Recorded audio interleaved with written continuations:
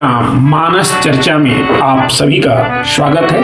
आज मानस चर्चा में हम शिव विवाह के अंतिम भाग 5 पर चर्चा करेंगे। आइए हम शिव विवाह की कथामृत का पान करें। शीश चढ़े सहसानन है और गोद गजानन बैल तबेला। शिव जी से विवाह में पूछा गया कि आपके पिता कौन है, तो भगवान शंकर बोले आप प्रकट भय। परंपरा के दृश्य पौराणिक आधार पर शिव जी के पिता ब्रह्मा जी को कहा जाता है। ब्रह्मा जी के कितने सिर आप कल्पना करें, आप जानते भी हैं कल्पना की क्या बात है। ब्रह्मा जी के 4 मुख चतुरानन कहते हैं। तो वह बेटा कैसा जो अपने बाप से उन्नति न करे। चतुरानन बाप तो बेटा पंचानन आप, और शंकर जी के पुत्र हुए तो पुत्र षडानन पूत, और एक चेला मिला तो दशानन चेला। रावण जिससे संसार थर थर कांपता था, इसीलिए कहा कि बड़ा झंझट है, खिलाओ पिलाओ इन्हें। बारातियों के आगे पत्तल दोने परोसने लगे लोग, भांति भांति के व्यंजन लाए जा रहे हैं, और जब तक व्यंजन आए तब तक पत्तल दोने ही गायब हो रहे हैं। भूत प्रेत उसी को व्यंजन समझकर खा गए। बड़ी कठिनाई। किसी ने कहा कि दूल्हे को ही खिलाओ पिलाओ, बारातियों को तो हाथ जोड़ लो, जिसको जो मिले सो पाए। दूल्हा के पास पहुंचे, मालपुआ मोदक पूरी परसे, मालपुआ मोदक पूरी परसे सहित उमंग।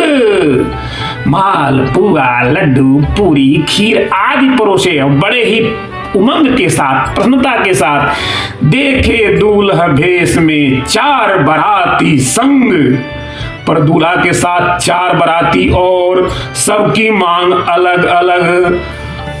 अर्घ्य चाहते चंद्रमा, भेंट मांगती गंग, भावत दूध भुजंग को भोला के प्रिय भंग। गहि गिरीश कुश कन्या पानी, भवहि समर्पी जानी भवानी।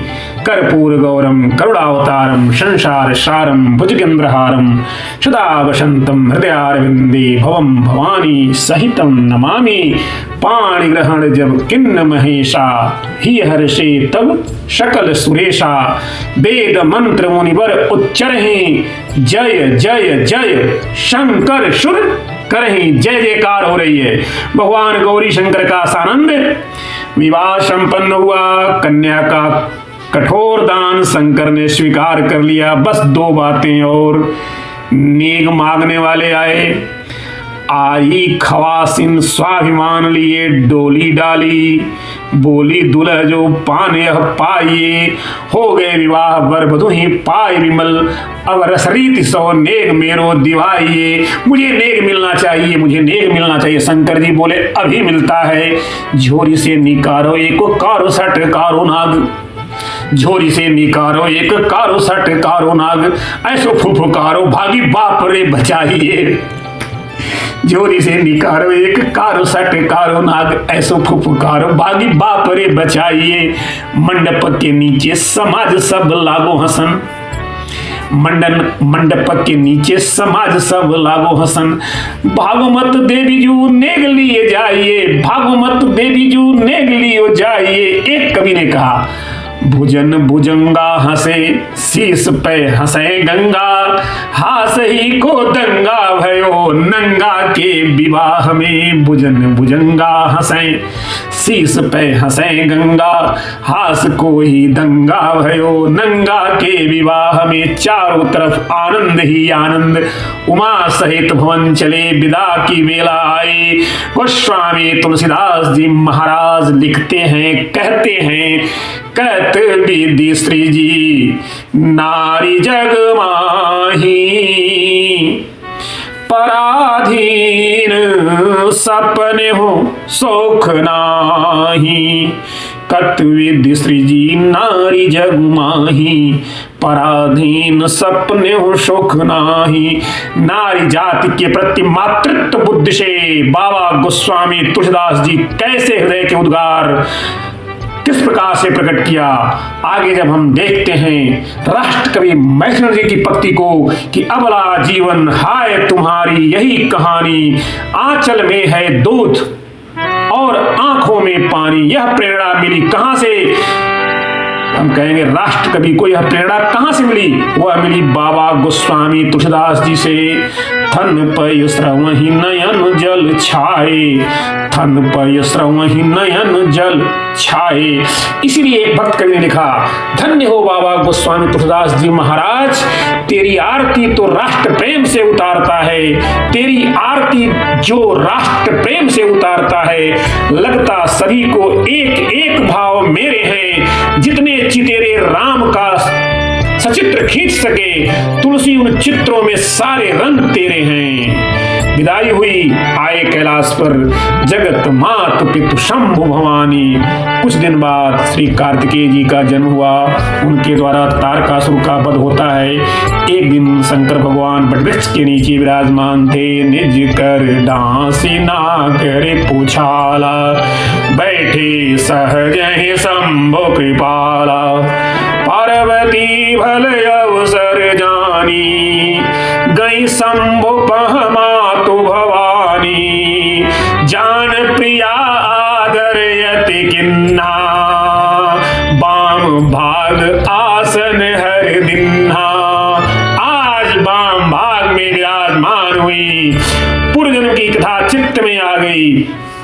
ऊपर दृष्टि डाली, सिर पर गंगा जी, बस सोच लिया भगवान ने गंगा को सिर पर धारण किया हुआ है। तो माता पार्वती ने निश्चय किया, क्या भारत में तीर्थ तीर तीर पे बसाए इन, भारत में तीर्थ तीर तीर पे बसाए इन।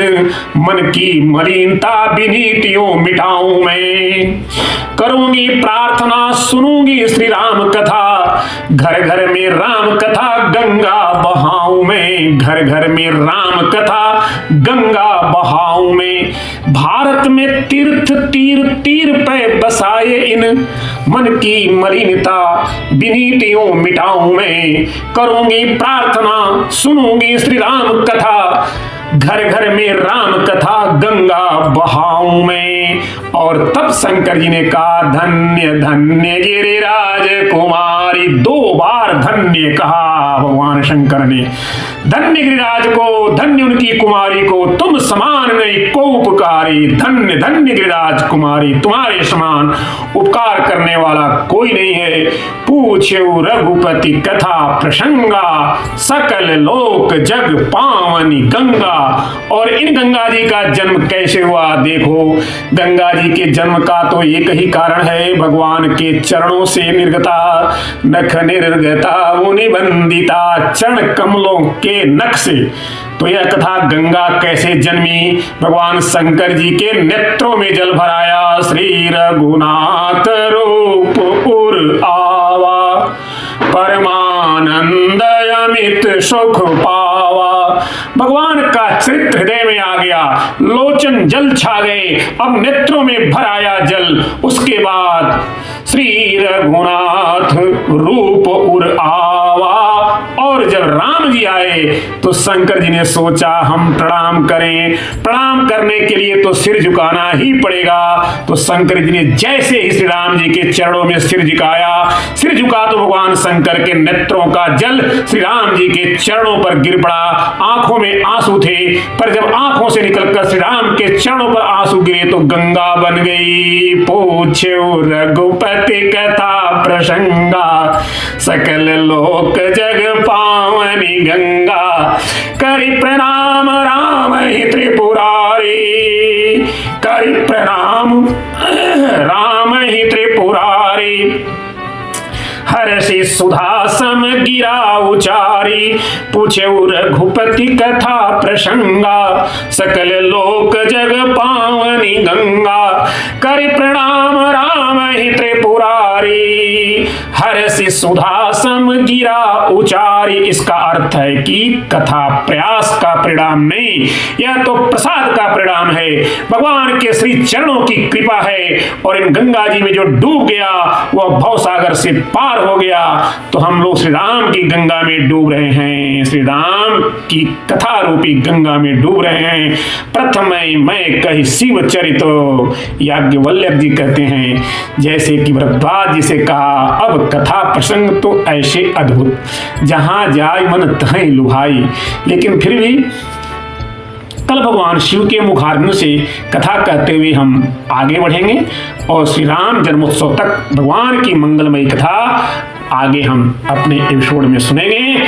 आज तो इस भाव का कि गंगा में डूबे और गंगा में ऐसे डूबे कि हम संसार सागर से पार कर जाएं। जो भाव में डूबते हैं वह भाव से पार हो जाते हैं। इसीलिए बाबा गोस्वामी तुलसीदास जी लिखते हैं, भव सागर चह पार जो पावा, राम कथा ताकह दृढ़ नावा। भव सागर चह पार जो पावा, राम कथा ताकह दृढ़ नावा। श्री राम मैं सब जग जानी, करऊं प्रणाम जोरी जोग पानी। प्रभु महादेव की विवाह की कथा, विवाह के बाद पुत्र उत्पन्न और राम कथा कैसे उत्पन्न हुई, कैसे आगे बढ़ी, कैसे धरती पर आई, यहाँ तक का प्रसंग आज के लिए आपको आनंदित करे, जीवन में आनंद देता रहे। इसी आशा के साथ पुनः आप सबको जय श्री राम, जय हनुमान।